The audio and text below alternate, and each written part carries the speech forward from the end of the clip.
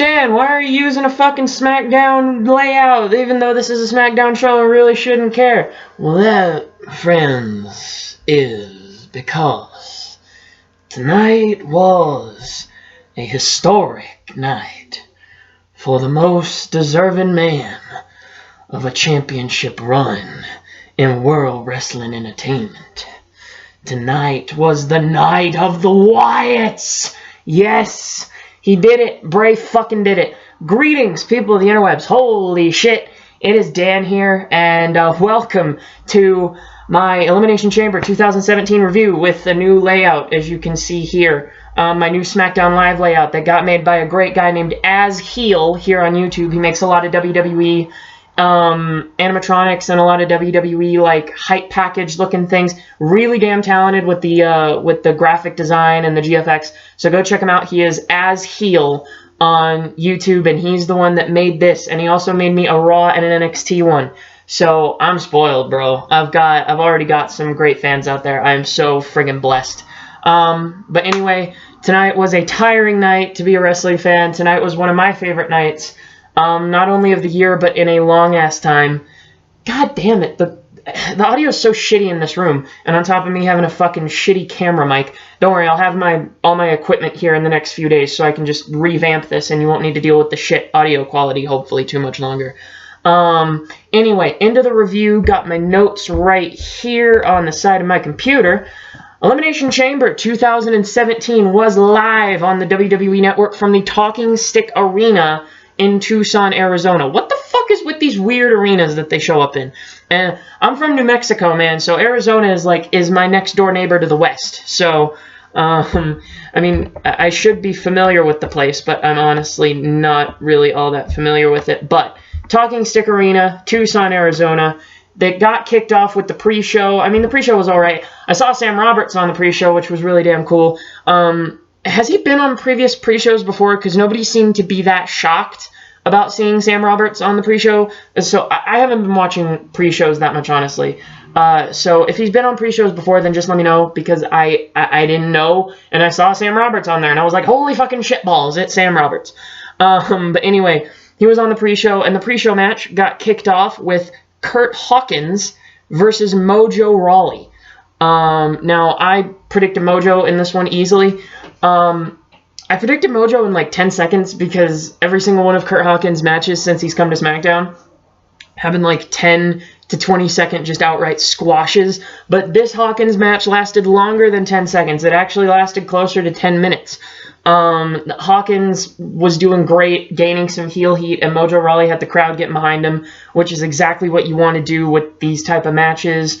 Hawkins did kick out of a finisher-esque move from Mojo Rawley. I don't believe it was his finisher, but Rawley basically got him up into a fireman's carry and then just threw him forward and dropped him on his front side. I mean, it just looked like a finisher because he kind of stood there and the camera like zoomed in almost as if it was a finisher. It was really weird. But Hawkins kicked out of that, and then Hawkins got up, right? He blocked some attack from Mojo, and then Hawkins rolled into the corner, got up, and started mocking Edge's old, you know, he would like bounce in the corner and do the get up, get up, get up thing Edge used to do when he would do his spear. Hawkins was doing exactly that, and he was getting boos like crazy, and I loved it. But in the end, Hawkins came up on the losing end again, but Hawkins did look strong in defeat, surprisingly, or at least the strongest he's looked so far. But Mojo did win with a tilt-a-whirl slam, and for a pre-show match, this was damn good, surprisingly. This was a damn good match, but Mojo Rawley winning on a tilt-a-whirl slam. Another thing that I noticed about the pre-show is they were just, like, a majority of the pre-show outside of the one match was just them showing, like, hype packages for the other matches, and holy goddamn, these hype packages were just something else. They were, like, normal hype packages would be, like, here, and for some reason these hype packages were, like, here. To me, they were incredible, the hype packages for these matches. But anyway, those are my only notes on the pre-show, and then it went to the main card. So the match that we had to kick off the main show was a bit of a shocker. I was picking either the tag team turmoil match or the 2-on-1 handicap match to kick off the show, but in fact it was Becky Lynch versus Mickie James. And I understand you want the big pops to kick off the show and whatever, but it's just the crowd never seemed too into that match up until like the very end of it. It was about a 13-minute match, and the crowd didn't start getting really into it until like 10 minutes in. So it just it didn't feel, it didn't feel really great. So my predicted winner in this was Mickie. Mickie looks fantastic. I'm just going to put that out there. She looks fantastic. She's playing the best women's heel right now on both brands. Like, fuck Charlotte right now. Like, Mickie is playing the best women's heel on the roster right now. With Charlotte, it seems forced. It seems bullshit. It just seems too forced and pushed with Charlotte trying to be this overly pricky heel. But Mickie plays a bitch perfectly. Holy shit. Her promos are just off the charts right now. They are just unbelievable. So Mickie is playing an incredible heel, and she looks fantastic for somebody in her late 30s. Because I believe she's 37, 38, somewhere in there. Okay, so to start this match, it was really weird. There was like this infinite collar and elbow tie-up to start this match. And it even led outside of the ring. And then finally, once they got outside of the ring, they finally fucking broke it up. And, of course, like there were, with this being on the outside, the ref started to count, and there were continued 10 chants throughout the crowd. Speaking of which, I have a Ty Dillinger shirt coming in because there were sales on t-shirts on WWE Shop. So I finally broke down and got me a Ty Dillinger shirt. So I will be a perfect 10 soon enough. Because I did get me a Ty Dillinger shirt. They're on sale tonight only, which would be pointless because I think this is going to get posted around midnight. But anyway, the continued 10 chants were awesome. Like I said before, Mickie looked damn good in this match for a woman in her late 30s. And JBL, can we talk from one Texan to another? I am from Texas. I lived most of my life there, so I do consider myself to be from Texas. So, one Texan to another. How do you continuously and so often fuck up the commentary?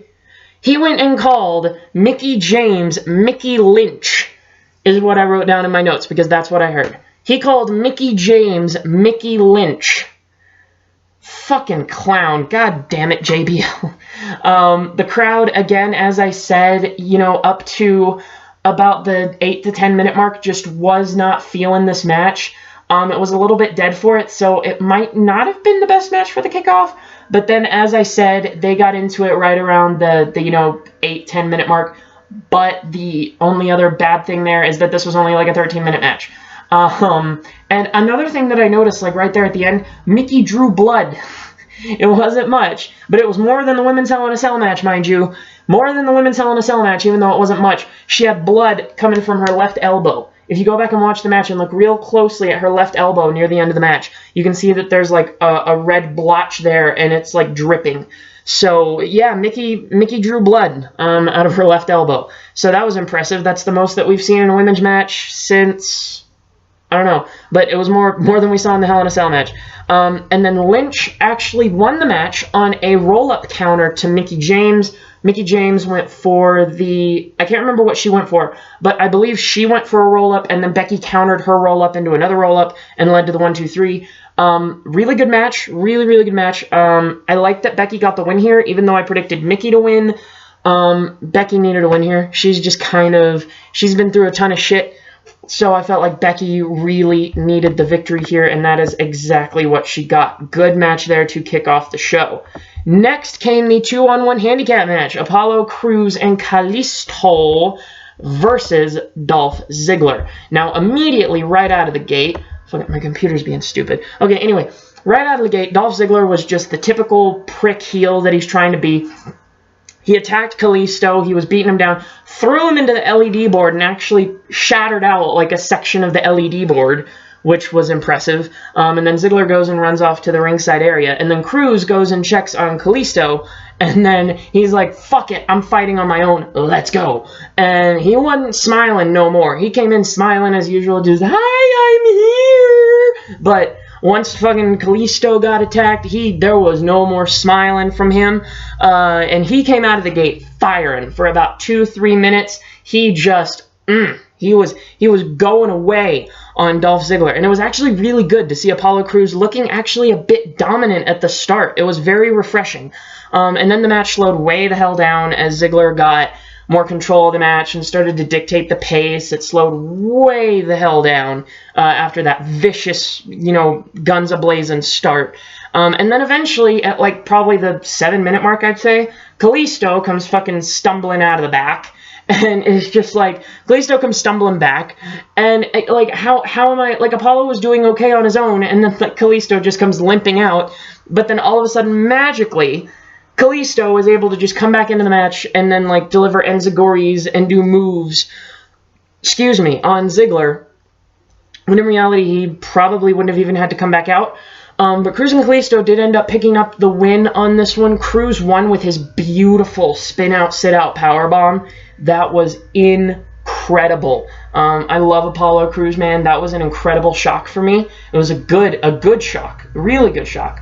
And that, I thought, like, is that Apollo Crews' first singles win on the main roster, or like win period, singles or otherwise? Is that just Apollo Crews' first win on the main roster since being called up? I'm not sure.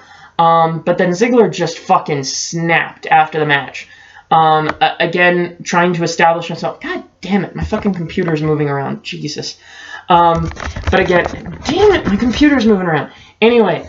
But again, he's trying to establish himself as the prick, like mean, destructive heel that he's wanting to come off as. And he destroyed Apollo Crews' leg with the chair. It's like he got his leg trapped between the seat and the back of the chair. So like the seat's here, the back's here, his leg is here, and it's just sandwiched. And then he stomped on the chair, and he did that twice to Apollo Crews' leg. And the second time looked so brutal, I legit thought that Apollo Crews' ankle might have been broken.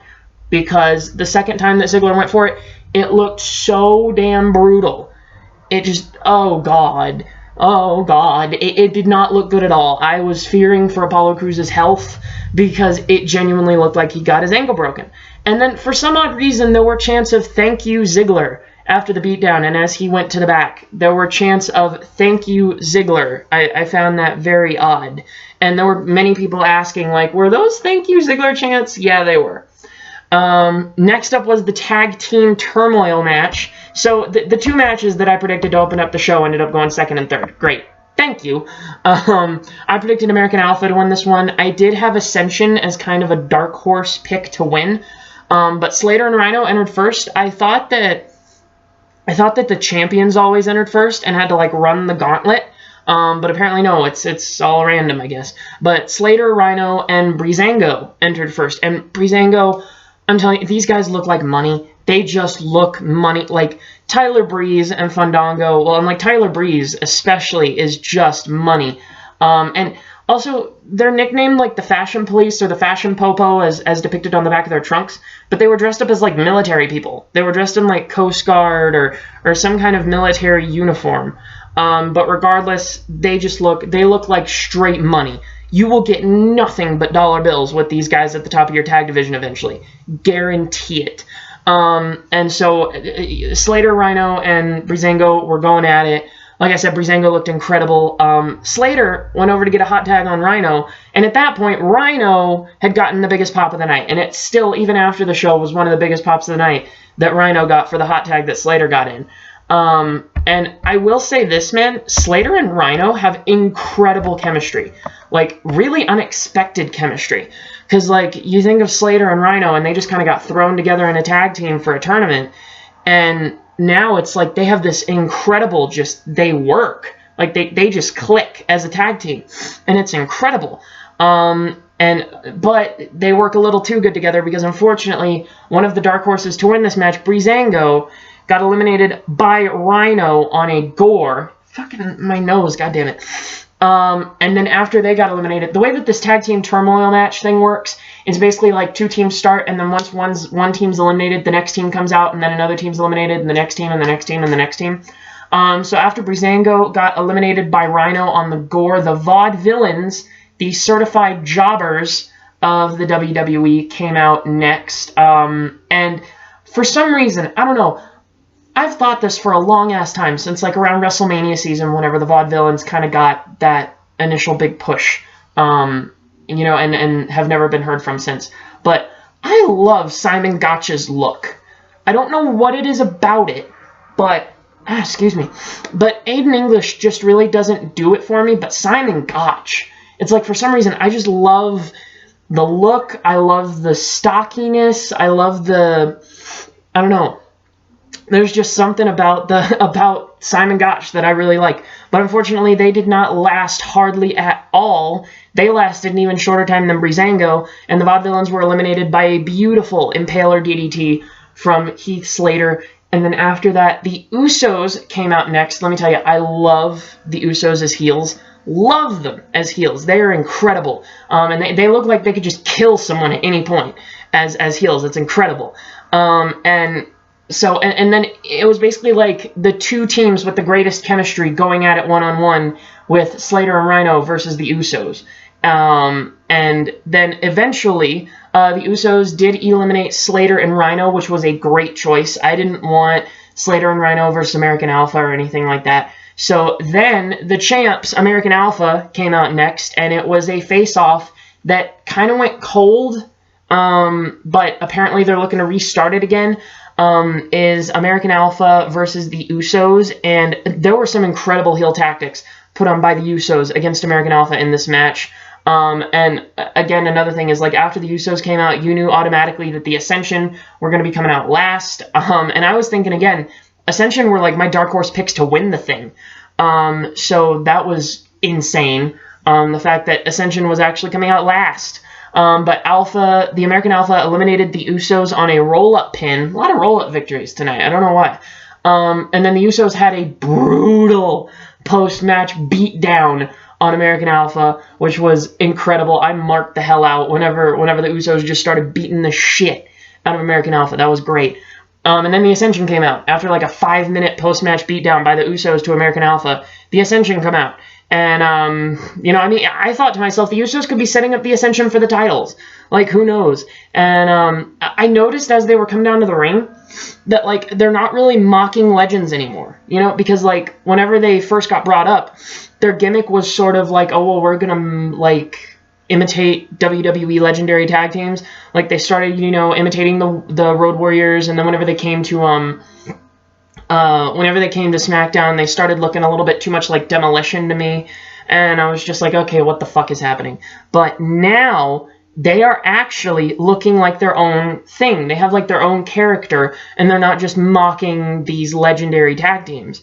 And there was an incredible near fall right off the bat. Connor nearly pinned Jason Jordan, but Gable leapt between the ropes as the ref was going to a 2 count, and he broke up the pinfall. That was incredible. But then the Ascension got buried, sort of, in a way, because when you think about it, the Usos got, you know, the Usos had that like 5-minute post-match beatdown of American Alpha, and then the Ascension just were beating the shit out of both members of American Alpha, and then all of a sudden, just magically, they pop up and they do a grand amplitude out of nowhere. You would have thought that they would have at least struggled to do the grand amplitude. Can American Alpha not just struggle a little bit to pull off that grand amplitude move? Because it's like, especially that height that Jordan has to get on the initial German suplex, like, he couldn't even struggle, because he was the one getting the majority of the beatdown. That's the other thing. Jordan was getting the majority of the shit thrown at him, and yet he was able to just magically pop up and do the first half of the grand amplitude. And I didn't get it, you know, and Connor was coming in just as the ref was about to count to 3, and Gable pulled him away from the ring at the last possible millisecond. So American Alpha do retain. Ascension were so close, and Ascension honestly are my pick for WrestleMania to go in and win the tag belts, because it seems like they're setting up a lot of NXT people to do really, really well at WrestleMania. And of course, Ascension are the longest reigning NXT tag champions of all time. They held the belts for like a year, I believe. So I mean, like, what I don't know. They're my pick for WrestleMania, to take down American Alpha. And then Nikki Bella versus Natalya came up after that, and oh my god, the hype package for this match was incredible. Like, If there was a better hype package for a single match tonight, please point it out, because this hype package, it just had me like, I was just laid out on the floor, just like, oh, duh, from all the burns that got thrown back and forth by Nikki and Natalya throughout this whole thing. It was incredible, the hype package for this. I will say Natalya and Nikki both look really good. Natalya is finally starting to look like a legit badass as a heel when she comes to the ring. And I feel like this feud with Nikki is really solidifying her as a good heel on this roster. And then Natty did a nice little clever "you can't see me" taunt to Nikki right off the bat. And another thing I noticed is, like, Natalya in this match came out hard hitting as shit. Oh my god. And, like, there have been a lot of reports saying that Nikki Bella's been feeling some sensations, like, in her neck and down her arms, and that scares me because one of my favorite wrestlers of all time, Edge, he had the same problem. When he came out to give what would be his retirement speech, he said, oh, well, recently I started feeling some sensation and some tingling in my arms and in my legs and whatever, and just in a lot of pain. And that's the same shit that Nikki Bella's talking about right now. So I'm hoping that she doesn't put herself in too bad of a spot. But I have heard that WrestleMania 33 could potentially be her swan song. But I don't know. We'll just have to wait and see. But anyway, Natty, being a typical heel throughout most of this match, was dictating the pace, slowing it down, doing a lot of rest holds, trying to do a lot of submission moves and things such as that. And this match slowed way down because probably for about the first minute to minute and a half and the last minute to minute and a half, this match was super hectic. But everything in between, it was so slow. And then all of a sudden, out of nowhere, Nikki locks in this modified STF type thing. They kept calling it the Fearless Lock. I don't know why. But they were... I didn't hear Mauro Ranallo call it the Fearless Lock the first time around, so I was just like, holy shit, she's locking her in an STF. And especially with the whole Natty picking on her about John Cena and that whole thing, that was just incredible to see something like a modified STF, almost kind of like what Bray did with Daniel Bryan's Yes Lock, although they actually just called it the Yes Lock with Bray. But for Nikki, she did a modified STF, but they called it the Fearless Lock. And Nikki actually almost won by a countout because she actually jumped in the ring, but then Natty pulled her away from the ropes, and the match ended in a double countout. Okay, the match just ended in a double countout because Natty ran and pulled Nikki off the ropes at the last possible second for her to get in the ring before the count of 10 was reached. Anyway, that was a bit confusing for it to end on a double countout, so this rivalry is not over. And then Natty cheap shots Nikki with a beatdown after the match. But then, as Natty's walking up the ramp, Nikki just comes through like a damn freight train and just spears Natty right there on the ramp. It looked badass, I'll say that. So anyway, that match ended in a double countout. Neither woman coming out on top in that match. Next up, we had the battle in the Wyatt family. We had Luke Harper and Randy Orton facing off in singles competition for the first time. And then Randy came out to his proper music. That's weird. Because recently, ever since the Royal Rumble, they've had Randy come out to his proper music when he's by himself. But, before, they were having it start out with Randy's music for about the first 10 seconds, and then they do the and then have the Wyatt music play when Randy came out. But they're having Randy come out to his proper music now, which I think is great. I think that's a really nice touch. And this was the major sleeper match of the night. Outside of the chamber match, I'd probably say that this was the match of the night. And also, another thing, Luke Harper has his own solo theme now. It's really interesting. It's like a country rock type thing. It's real weird. It doesn't fit the freaky, voodoo-y type thing that he's coming from. But, I mean, hey, if he can make it work, if he can get it over, then by all means, go for it. There were a bunch of near falls and a bunch of rough bumps in this match. One that I did notice in particular is, how sometimes you see things in slow motion and you're just thinking, oh god, no, while you're seeing them in slow motion? One of those happened for me in this match. Because Bray Wyatt not Bray Wyatt. God damn it. Oh, I'm tired. Luke Harper was up on the top rope behind the ring post. He was about to do some kind of top rope diving maneuver onto Orton. And Orton pushed Harper's feet out from under him as he was, as he was falling. No, not as he was falling, as he was on the top rope. And I noticed that Harper wasn't falling to his front or his back. He was just coming down on his feet, and his face hit the ring apron. And I was like, oh dear God, don't be hurt. But, all in all, the rough bumps were rough, but at the end of the day, nobody got hurt, I hope. And there was an incredible near fall by Harper on Orton. He hit back-to-back super kicks. He nailed Orton with a super kick, and it kind of stumbled Orton, and he went down to one knee, and then Orton got up, and then Harper hit him with another super kick straight away right to the jaw, and he went down to cover him, and Orton kicked at 2 3/4, and then another brilliant near fall by Harper. He did an incredible sit-out powerbomb. I would say that this is right up there with the Batista bomb as insane sit-out power bombs. And again, it was an incredible sit-out power bomb, but Orton kicked out again at 2 3/4, 2 7/8. I would even go as far to say. And then all of a sudden, magically, Harper was going for his signature finisher, that discus clothesline, and then Randy Orton just blocked it and hit an RKO. Out of nowhere for the victory. As I said, he countered it off of an attempted clothesline, but Harper looked fantastic here. This shows you that he really has potential as a singles guy once this whole Wyatt family saga finishes. And this was a match that started real slow, but then picked up real quick and stayed at that consistent fast pace all throughout the match. So all in all, it was incredible.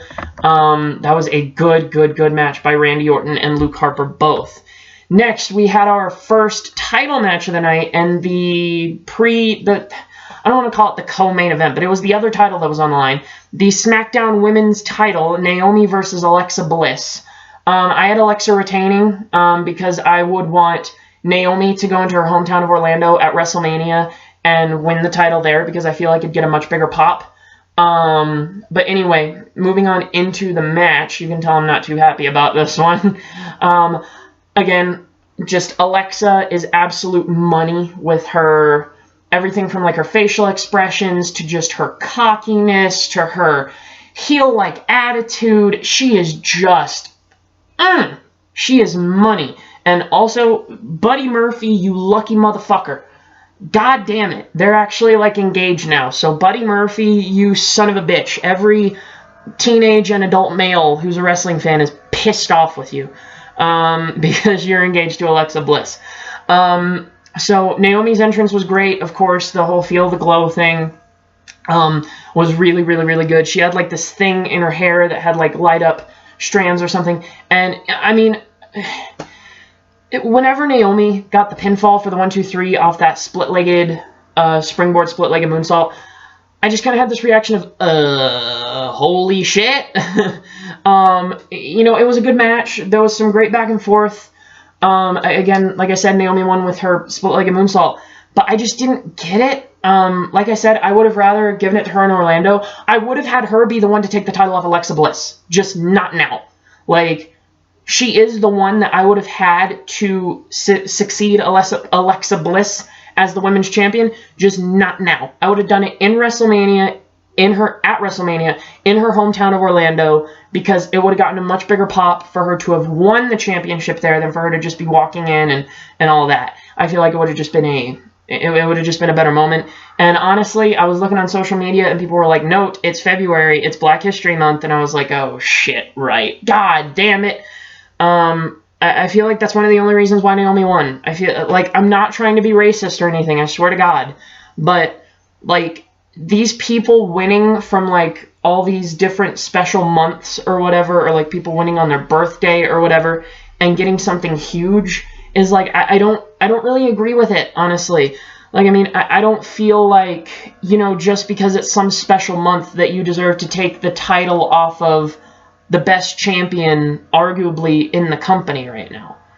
So I feel like Alexa Bliss's run was far too short. Who knows? They may have Alexa Bliss just be the dick heel and take the title back from Naomi at WrestleMania in Orlando just to get some real heat on Alexa. But regardless, that win was probably due to the fact that it is in fact Black History Month this month. Now on to the main event of the evening, and holy shit was this a good main event. It was the Elimination Chamber match for the WWE Championship, and they had all the guys come out that were going into pods first, and after all the guys came out and got in their pods, you knew it was Cena versus Styles. How fitting to start this match off. I predicted Bray Wyatt from the start. I predicted Bray Wyatt to win this thing. And again, as I said, John and AJ started the thing off in the ring. And AJ, he gets, like, him and Daniel Bryan get the biggest pops out of anybody on the roster from both brands. And, I mean, AJ's a heel, and Daniel Bryan's not even an active wrestler anymore. So, I mean, like, they got to make this guy a face, man. You got to make him a face. You think he's money as a heel, he's going to be even more money as a babyface. And then, of course, you had Cena and AJ facing off in the ring again. And it never gets old, honestly. It's one of those things where it's like... It's kind of... I don't know how to compare this, but it's like it's one of those face-offs that never gets old. It's like there's this big fight feel every time these guys step in between those ropes. And, you know, you can just feel it. It's palpable. And early on in this match, Cena and Styles were both showing great athleticism for a couple of dudes in their late 30s who are pushing 40. Incredible face-off between these two guys. And then far more than 5 minutes later, Dean Ambrose got into the ring. He was the next participant to come out of his pod. And then one of the first big spots of the match was Ambrose actually flipped Styles onto that unforgiving steel on the outside of the ring in the chamber. And then Ambrose went for the first high spot of the night, typical, because he's a lunatic and he's insane and he's the lunatic fringe. And also, did I mention, he's a lunatic. He went and climbed to the top of one of the pods and nailed a clothesline, diving clothesline from the top of the pod. And then Ambrose and Styles started going at it a little bit. And then there was the garden variety. Cena has a bunch of power spot where he just went and did a double German to both Styles and Ambrose. And then after that, there was just a bit of a lull in the action where all of them were taking a nap. And then Bray Wyatt came in. Again, he was my favorite to win the whole damn thing, and he came in fourth. And the match seemed to slow down quite a bit immediately after Wyatt got in there. But then it started to pick up because guys were going for high spots again. They were going for those big moves that would get pops.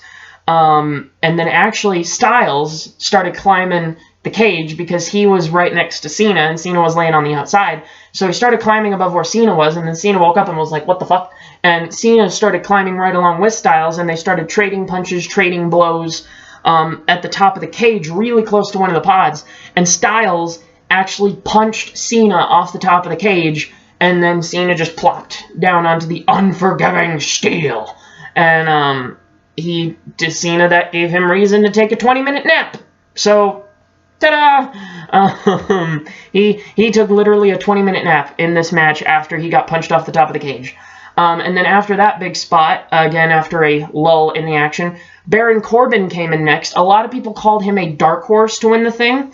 A lot of people called Corbin their sort of like X-Factor pick, the pick that nobody else would be expecting.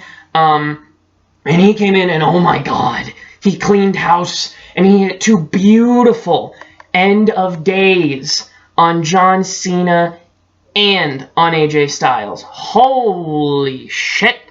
I marked the fuck out whenever he was able to hit Cena with an end of days, because I was like, that has to be a WrestleMania match. Corbin versus Cena. That has to be. Although it looks like they may be setting up Corbin versus Ambrose for the IC belt, which I have no problem with. I love that idea. I like the idea of that dynamic between Corbin and Ambrose, and Corbin have the IC belt on him, by all means. And then I feel like he can have a nice run with the IC belt, win Money in the Bank, drop the IC belt, cash in Money in the Bank at the end of the year. Bada bing, bada boom, you have a new WWE champion in Baron Corbin by the end of the year. But anyway, we're getting into fantasy booking now. And then Miz came in last. He was the last man to enter the cell, and everybody was in at this point before we even saw the first elimination. But then Corbin was taunting on the someone on the outside, and then Ambrose came through and just rolled up Corbin and eliminated him for the 1-2-3. I would have honestly eliminated Ambrose first, just because he was the one with the title around his waist, and he was the one with like the least amount of odds to win this thing. Because like Mar Ronaldo was saying whenever he came into the chamber, he was like, only Ultimate Warrior has held the Intercontinental and WWE Championship at the same time. Do you really think they're going to put Dean Ambrose on the same level as Warrior? Not a fucking chance. So Ambrose eliminated Corbin, even though I would have had it the other way around. I would have had Corbin eliminate Ambrose. And honestly, Corbin was my pick to eliminate Cena as well. Corbin was my honest pick to eliminate Cena. Fucking hang on, my dog's bitching at me. I got it. Alright, minor surprise. Sorry I had to leave. My dog was getting whiny. Surprise, my dog's going to be joining us for the rest of the review because he's a needy little bitch. Aren't you? Yes, you are. But yeah, he's a needy little thing, so he's going to be joining me for the rest of the review. So where the hell was I? I had to leave in the middle. Anyway, Baron Corbin, Ambrose eliminating Corbin was where I left off. Corbin was my pick to eliminate Cena, but he ended up being the first one eliminated from the match. And then he goes insane on everybody. He goes absolutely fucking crazy. And then Corbin actually threw Ambrose through a pod to have the obligatory Elimination Chamber Let's Break Pod spot. Corbin threw Ambrose through a pod, and he ends the beatdown with a massive end of days in the middle of the ring. And then Miz finally decides to come out of his pod in his typical chicken shit heel ways and pins Ambrose immediately. He gets Ambrose down to the mat. What the fuck do you want? What the fuck do you want? Anyway, my dog's being a... Anyway, he comes out of his pod and pins Ambrose immediately for the 1-2-3. Ambrose is now eliminated, so we are down to just 4. And then Miz started beating up on everyone. This kind of scared me a little bit. I was just like, what the fuck is happening? Like, Miz is beating up everybody, and Miz, for some reason, was like all of a sudden becoming a lot of people's favorites to win, which I didn't quite get. But he started beating up on everybody, mocking Daniel Bryan the whole time, of course. He actually gave Bray a skull-crushing finale onto the outside of the cage. What the fuck do you want? Jesus Christ! He gave him a skull-crushing finale on the outside, and then Miz finally got eliminated, so I became far more confident in Wyatt to be able to win this thing after Miz got eliminated, because as I said, he became a lot of people's last-second favorite to win. And then Cena and Styles started going at it again. It came down to Cena, Styles, and Wyatt, and Cena and Styles started going at it again. Cena kicked out from a Styles clash. Styles kicked out from an AA. Typical Cena-Styles stuff. Shocker. Finishers getting kicked out of left and right. Yay, what a shock. And then Cena actually took a scary bump for a guy in his late 30s pushing 40. He went to the top of a pod and hit a diving crossbody on Styles and Wyatt from the top of a pod. Not bad for a guy pushing 40. And then Wyatt comes up out of nowhere and just boom, eliminates Cena with a Sister Abigail. I was like, I was like, I couldn't even speak right. Because, you know, Wyatt hit the Sister Abigail on Cena, and I was like, that's not going to be it. Cena's going to kick. And then they counted 3 on Cena, and I was like, holy fuck. Like, that is a huge rub for Bray, eliminating Cena, the defending WWE champion. What a huge rub. To think that almost 3 years ago, he was buried by John Cena at WrestleMania 30. Almost 2 years ago, he took a loss to The Undertaker. Now, at the end of the day, was that the right decision? Yes.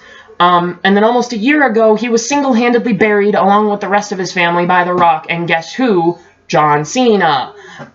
So it's great to see that Bray got that huge rub from pinning John Cena.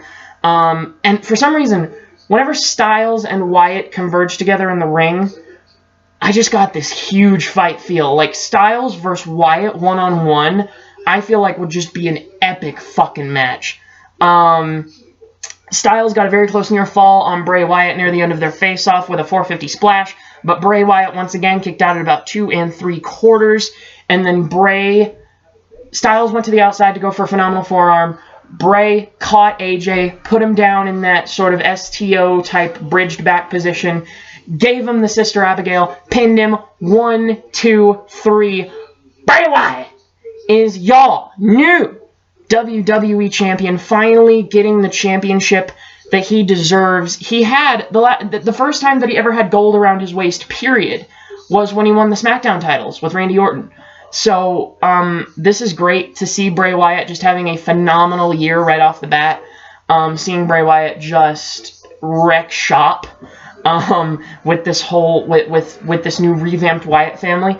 But yes, Bray did it. He is the champion. That was, whew, I marked the fuck out. I got so tired because I was marking out so much after the show. I just started recording this after the show went off the air, so I was just done marking the fuck out when I started recording this. But Bray Wyatt is your new WWE champion. We had 2 new champions crowned tonight, Naomi and Bray Wyatt. Am I super happy with Naomi being crowned the new women's champion? I'm up and down. But am I super happy with Bray Wyatt being crowned WWE champion? Of fucking course I am. Absolutely love that decision by WWE. Grade A booking right there to be able to have that Wyatt versus Orton main event at WrestleMania. It's going to be great, going to be unbelievable. I hope you guys all enjoyed this video. If you did, please be sure to leave a like down below. I got to make sure I keep hold of my dog. Oh, God. Please be sure to leave a like down below and also comment what you thought about my predictions. Were your predictions the same as me? Were you shocked by some of the results like I was? You know, what was similar and what was different? I don't know, man. Just leave comments down below letting me know everything. Tell me what you think of the new layout, man. New layout right here all around the outside. I got more of these coming, bro. Got more of them coming. And yeah, please also do not forget to click that little red button and subscribe so that you never miss a video and you get email and text alerts every time I upload a new video. And ring the bell, too. Ring the bell as well. Sorry, there was a noise outside my window. But don't forget to ring the bell, too. So on that note, you guys keep yourself safe, and I will see you at a later date. Farewell.